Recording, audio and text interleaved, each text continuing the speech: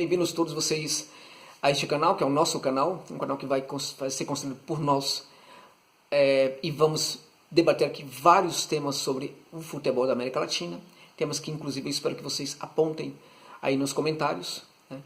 No vídeo de hoje eu vou tratar de um tema que me é muito caro, muito difícil. Quando no Twitter inclusive me perguntam a respeito, eu sempre dou a mesma resposta. Não aponto perfis de técnicos para uma equipe que já possua um técnico. Só que no vídeo de hoje eu vou abrir uma exceção.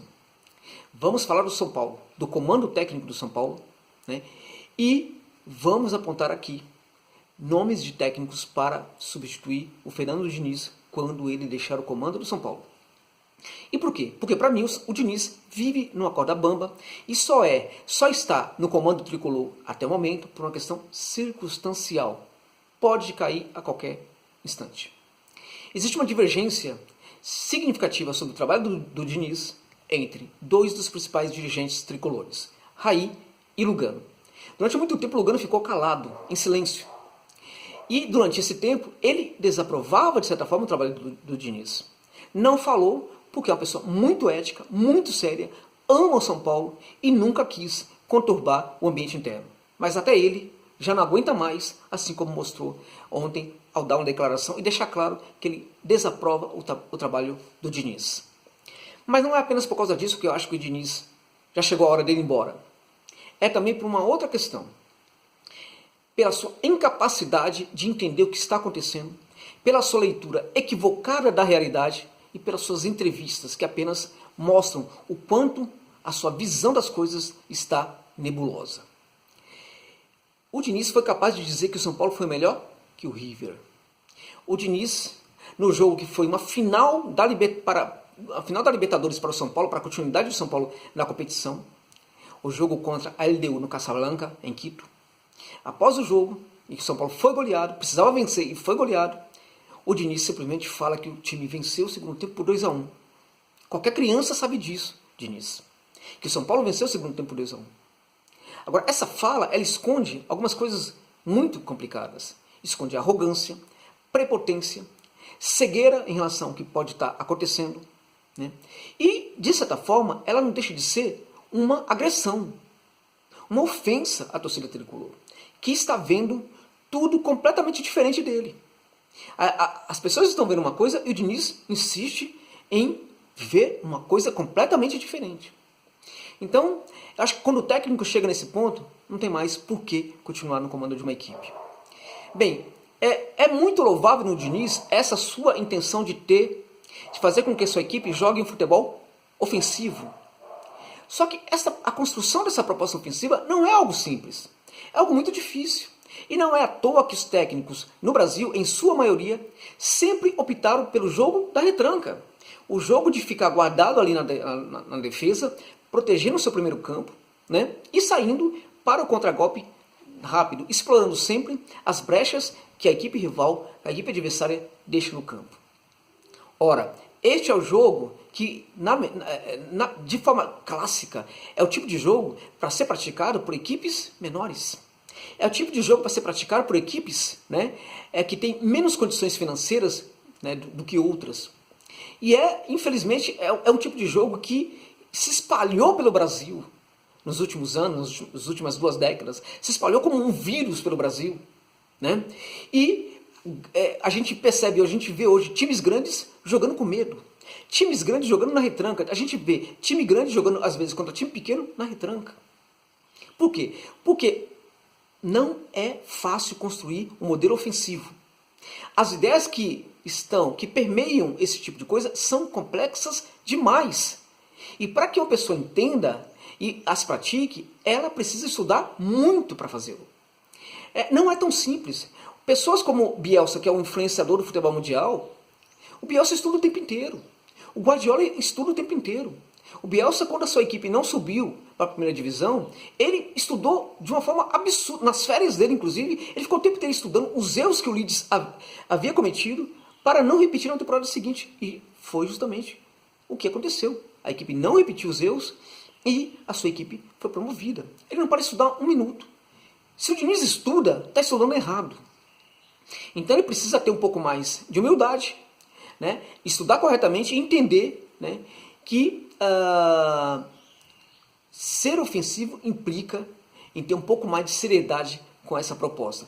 Bem, a gente percebe ali pela saída do fundo do São Paulo, a saída limpa, né, a tal da saída limpa ali, né, da primeira linha, né, e também a gente percebe pelo número de gols que a equipe sofre, a gente percebe por esses dois pontos, né, que o modelo do Diniz não funciona mais. Não dá mais certo, definitivamente não funciona mais, né, e isso acontece por quê? Porque falta estudo.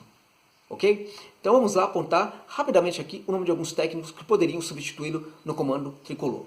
O primeiro, Gabriel Reis. O Reis está no momento sem trabalho, por opção. Recebeu proposta da Espanha, não aceitou. Recebeu uma proposta lá na Argentina, também não aceitou. E não aceitou, entre outras coisas, por quê? Porque ele quer um certo tempo para trabalhar. Olha, esse ano que o São Paulo deu para o Diniz é perfeitamente o que ele deseja. No mínimo, um ano de trabalho. Agora, o Reis é um técnico de personalidade muito forte, muito forte. E nisso talvez choque um pouco ali, possa ter algum problema em alguns clubes brasileiros. Eu não sei se no São Paulo teria.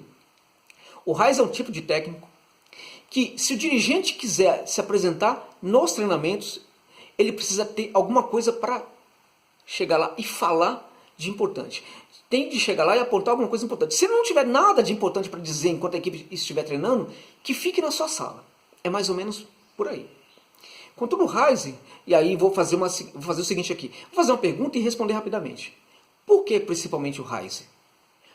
Porque o Reis é uma pessoa que sabe trabalhar muito bem a transição dos jovens da canteira para o profissional. E ele sabe corrigir os problemas dos garotos da canteira. Quando ele chega no Vélez, em 2017, o Vélez estava à beira de cair para a segunda divisão, endividado, com vários problemas, e o Reis simplesmente fala para os dirigentes, não vende esse garoto, não vende esse garoto, e não vende esse garoto que eu vou fazê-los jogadores importantes, e vou vou transformá-los em capital futebolístico para a equipe e depois capital financeiro. Não deu outra. Monito Vargas foi vendido recentemente por uma fortuna, e o Thiago Almada vai ser vendido a qualquer momento por algo em torno de 45 milhões de euros. Bem, o Almada, no primeiro treino em que o Reis subiu o Thiago Almada, ele percebeu que o garoto estava correndo errado. Está fazendo tudo errado. Ele chamou o menino e falou, vem cá garoto, você está fazendo tudo errado. Está atacando os espaços de forma equivocada, eu vou te ensinar como fazer diferente. O garoto, que era uma espécie de estrela na canteira do Vélez, achou um pouco estranho e tal, mas depois ele dá uma declaração agradecendo o Reis por esses ajustes que o técnico fizeram no seu futebol. Dentro de campo a gente está falando sim, de uma saída limpa, né, Diniz? Que funciona, né, com o volante se filtrando entre os zagueiros, para oferecer ali uma saída. Nesse momento os laterais aprofundam, vão um pouco até o meio de campo, em alguns momentos, né, para abrir o campo, né, forçar aquela linha, né, de marcação, também a se esticar, e aí possibilitar o passe por dentro. Também pode fazer lançamentos, pode fazer um trabalho ali de toques curtos, né, mas é uma equipe que, o que mais há de interessante na proposta do Reis, na minha opinião, é o seguinte: o ataque é sempre muito forte na área do adversário. Sempre, com muitos jogadores, né? Muitos jogadores pressionando a saída de bola do adversário. Só que muita gente tenta fazer isso. Só que no Reis tem algo interessante. Raramente a sua equipe toma gol jogando dessa forma. Raramente consegue tomar contragolpe ou gols de contragolpe atuando lá no campo, o tempo inteiro no campo do rival. Então, o Reis é, portanto, na minha opinião, um técnico que poderia sim trabalhar no São Paulo e fazer o diferencial. Um outro nome, Marcelino Garcia Toral. Também, no momento, está desempregado. Por que principalmente o Marcelino Toral? Porque é um tipo de técnico que consegue chegar no ambiente de terra arrasada e fazer com que a equipe jogue rapidamente muito bem. Ele consegue fazer com que equipes confusas, como é o caso dessa equipe do São Paulo, rapidamente se transformem numa equipe competitiva. Foi o que ele fez no Valência, que quando ele chegou também no Valência, também o Valência estava à beira do rebaixamento. Então o Marcelino Garcia Toral é um técnico que consegue rapidamente fazer um trabalho interessante e fazer com que a equipe passe a jogar bola quando ela não está conseguindo fazê-lo. Do ponto de vista do jogo, o Marcelino Garcia Toral é um técnico que gosta principalmente do 4-4-2, porque ele considera que é o melhor esquema para os jogadores fazerem o mínimo necessário, né, para que o coletivo funcione. O Marcelino Garcia Toral é um técnico que gosta de se adaptar muito às dificuldades do jogo, gosta de se adaptar aos rivais. Então o modelo de jogo dele é um modelo adaptável, né? Mas sobretudo é um modelo muito vertical. Defesas muito fortes, com saídas muito velozes para o ataque, muito rápidas, né?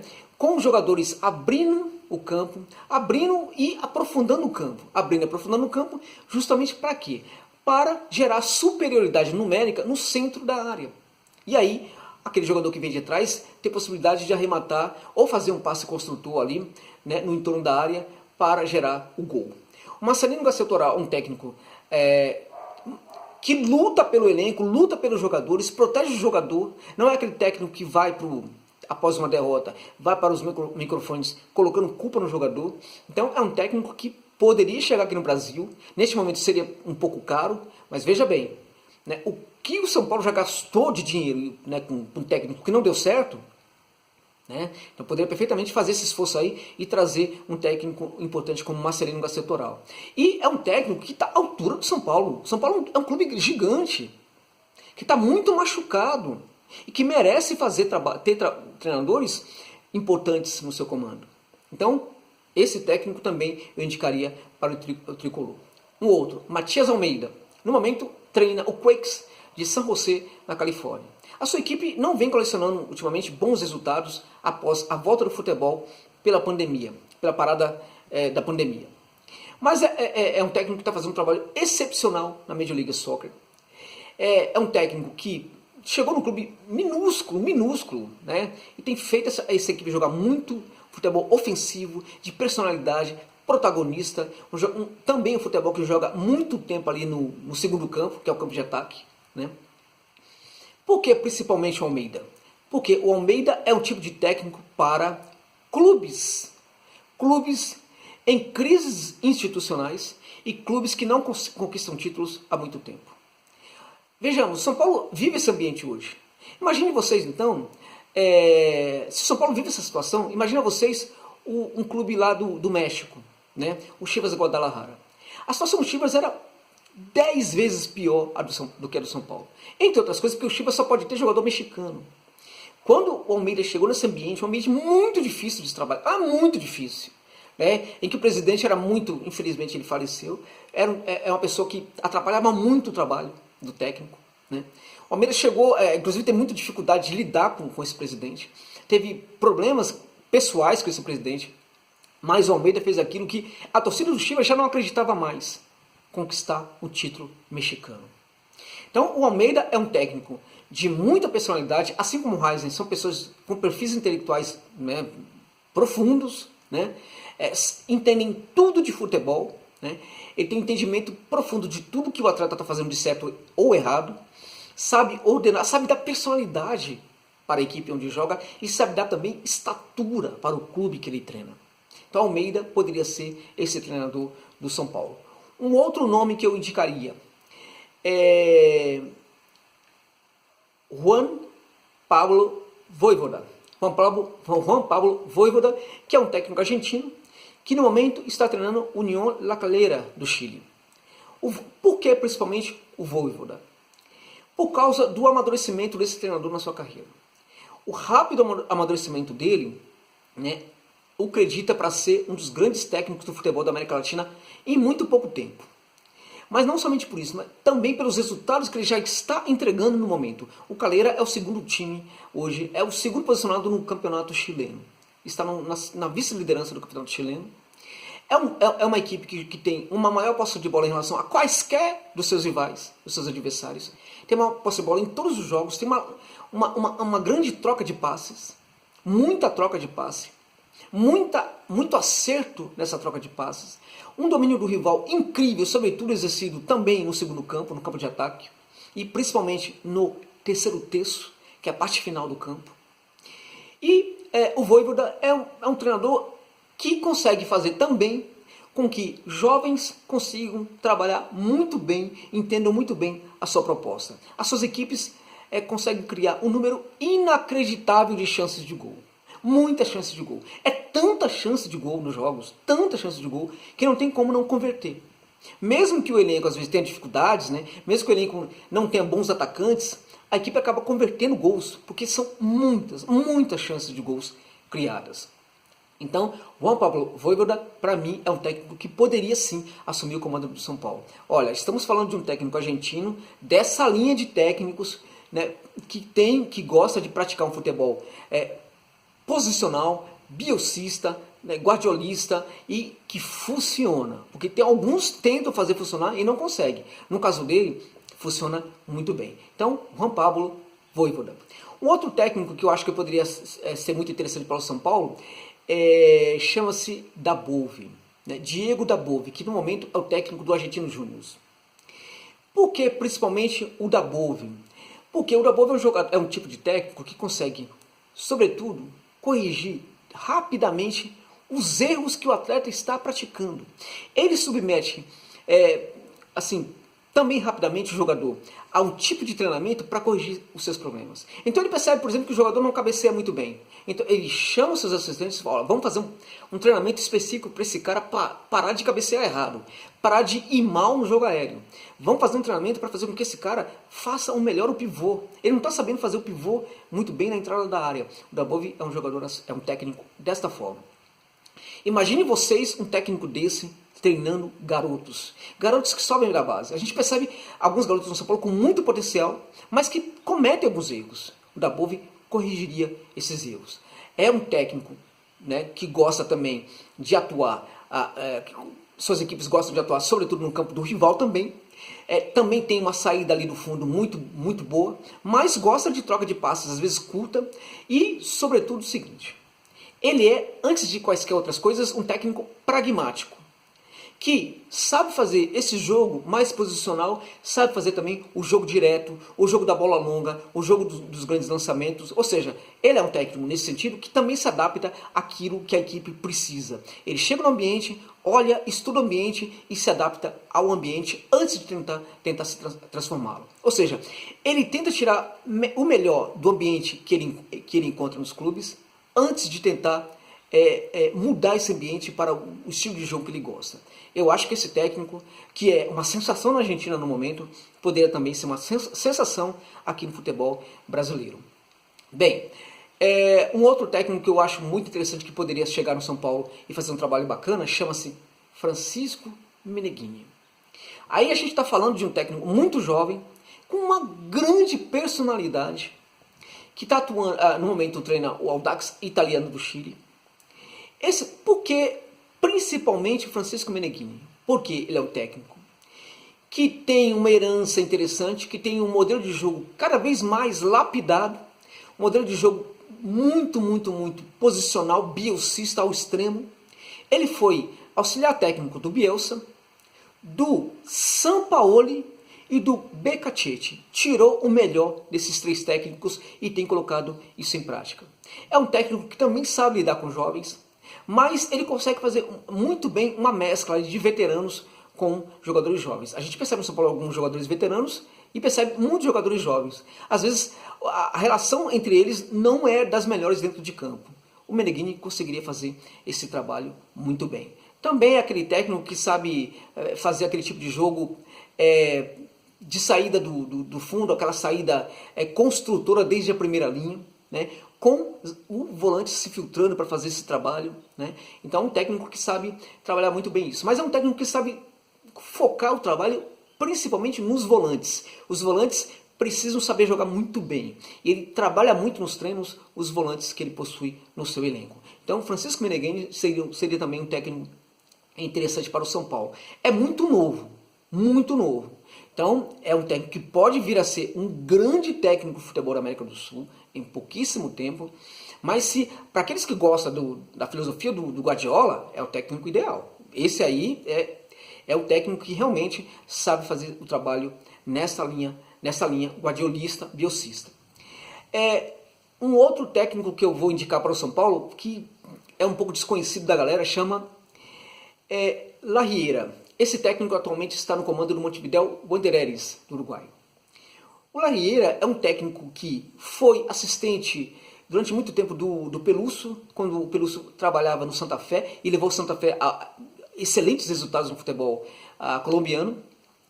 Esse técnico é muito pragmático na medida do possível, a depender do time que ele encontra, do elenco que ele encontra. Ele passa a ser um técnico muito pragmático, mas é também um técnico que gosta de fazer suas equipes jogar muito bem e de forma eficiente. Por que principalmente o Larrieira? Porque o Larrieira também sabe cuidar de elenco machucado, daqueles jogadores, daquele elenco cujos jogadores não estão acreditando na sua própria capacidade. Ele sabe levantar o ânimo, né? Levantar o moral dos jogadores. Ele sabe fazer com que os jogadores acreditem mais no seu potencial e, o mais importante, ele consegue fazer com que os jogadores entendam que o seu potencial só vai ser bacana, só vai se desenvolver se este potencial estiver atrelado ao coletivo. É por causa disso que ele está fazendo um trabalho estupendo lá no Montevideo Wanderers, o chamado Boêmio do Uruguai. Então, meus amigos, esse técnico também poderia ser muito interessante para o São Paulo. Por fim, último nome, um nome aqui que é bem diferente de todos que eu indiquei até agora, que é o técnico o Gustavo Munua, do Nacional do Uruguai. Munua. Na verdade, ele está num comando de uma equipe que está na Libertadores. Mas, meus amigos, se o São Paulo chegar com a proposta para esse técnico, ele deixa o Nacional. O Munua é diferente de todos esses técnicos. Por quê? Porque ele gosta do jogo mais defensivo. Por que, principalmente, o Munua? Porque ele chegaria hoje para arrumar a casa do ponto de vista da defesa. Ele primeiro ajusta a defesa, ele primeiro arruma o sistema defensivo para depois pensar na construção do jogo. Ora, um tanto quanto parecido com o futebol brasileiro aí, né? Não é isso? Sim, de certa medida sim. Mas, veja bem, agora eu vou tocar num assunto, né? Até aproveitar para tocar no assunto que eu sempre falo, que é o seguinte. Veja, futebol protagonista não depende de ter ou não a posse de bola. Não depende de ceder ou não a posse para o rival. Mas de como se estrutura essa proposta. No caso desse técnico uruguaio, o Munua, a proposta defensiva dele se estrutura muito bem. E o recado que a sua equipe manda para os jogadores adversários é o recado de que há um domínio total da partida feita por eles. Ou seja, o protagonismo não precisa ser o protagonismo apenas de ter ou não a posse de bola, mas um protagonismo mental. Ou seja, quando você pratica o jogo defensivo, precisa comunicar para os jogadores que você é o dono da bola. Como? Mostrando que você sabe muito bem o que está fazendo. E quando você domina o rival, tem que mostrar que aquilo é uma coisa que você sabe muito bem fazer, que você consegue fazer aquele trabalho de uma maneira muito eficiente também. O problema é que às vezes essas propostas não dão certo porque o treinamento para executá-la não é dos melhores. Né? Então, no caso do Munua, as suas equipes costumam mostrar para o rival que ela está dominando-o apesar de ceder a bola para ele. Então estamos falando aqui de um técnico que chegaria no São Paulo para arrumar aquela defesa do São Paulo, o São Paulo pararia de tomar gols e a partir daí a equipe que ficaria muito consistente passaria a buscar outros horizontes no futebol brasileiro e sul-americano. Então são esses nomes principais que eu indicaria para o comando do São Paulo caso o Diniz deixe a batuta a qualquer momento. Algo que eu acho que pode acontecer também a qualquer momento. É isso. Muito obrigado pelo prestígio de estar assistindo esse vídeo até o final. É isso. Grande abraço a todos.